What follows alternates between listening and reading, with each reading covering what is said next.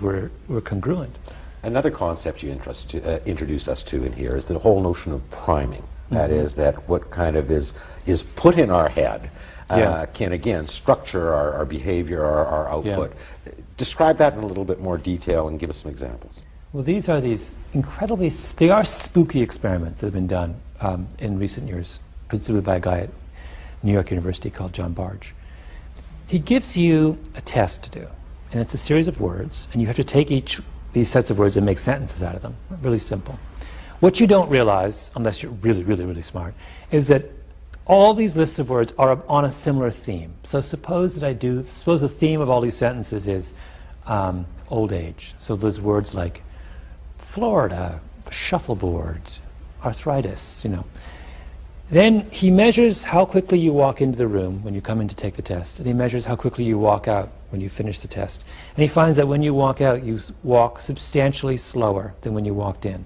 Because you've been thinking about arthritis and old age. Yes, I have made your unconscious become obsessed with the subject of old age, and as a result, your unconscious has made you act old. Now I can do this he does the same experiment, and he does it with words having to do with being polite. And then he puts you in a social situation that measures your patience and how polite you are. And he finds, for example, he did this thing where he had the students take the test, go down the hall, and we want to give this to you. You have to give the test to some professor. But the professor is locked in conversation with someone else, and the question is, how long do you wait before you interrupt? If he primes you with words that have to do with polite, you'll wait forever. The kids were still waiting when they ended the experiment, like 10 minutes later.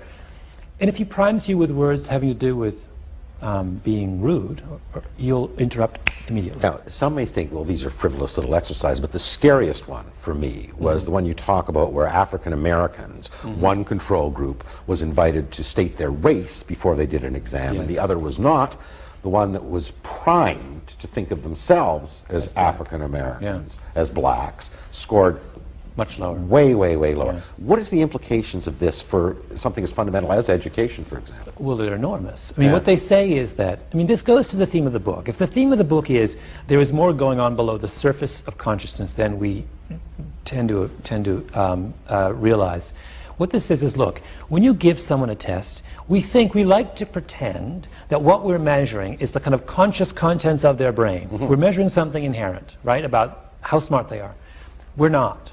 What we are measuring, we're measuring some of that, but we are also powerfully measuring their state of mind at the moment they take the test. And to me, that completely undermines the notion, this naive notion that many educators have, that you can reduce someone's intelligence to a score on a test. You can't, right?